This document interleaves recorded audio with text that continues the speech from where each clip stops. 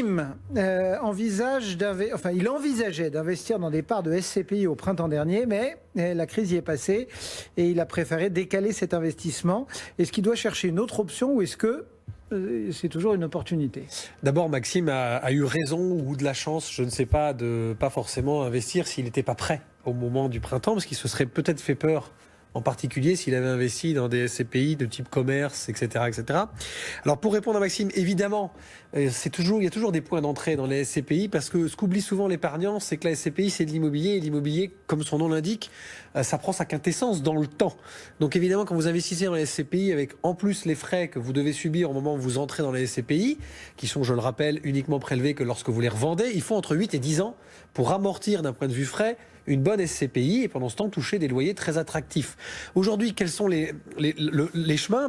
Moi, j'aurais tendance à dire à Maxime, d'abord, Eric Cosra-Périal était là, donc évidemment, l'hospitalité Europe, c'est une bonne idée, c'est les métiers du moment, et puis elle est européenne, donc d'un point de vue fiscal, évidemment, il y a une attractivité. Et je rebondis sur ce que disait Christian, parce que les Français adorent l'optimisation fiscale.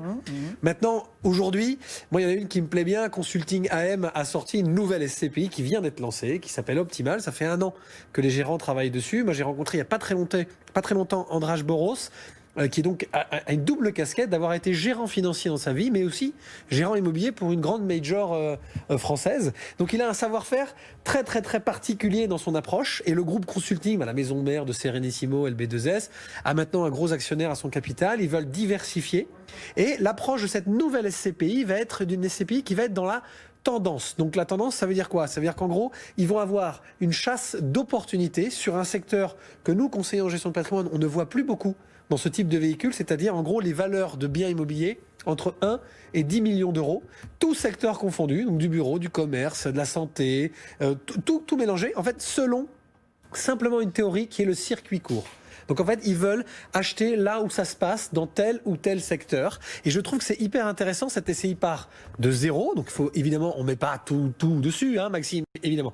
Mais comme derrière, la maison mère a décidé de mettre un seed, c'est-à-dire de mettre un apport de base, d'investir elle-même, que les gérants sont eux-mêmes investis dans leurs propres produits, moi je pense que ça vaut le coup à moyen, long terme pour notre cher Maxime d'investir dans Consulting Optimal. Eh bien, vous savez tout. Toutes les réponses que vous nous posez trouvent leurs réponses grâce à nos experts. Stéphane Van Nuffel, Net Investissement, Christian Fontaine pour Le Revenu. Merci beaucoup à tous les deux.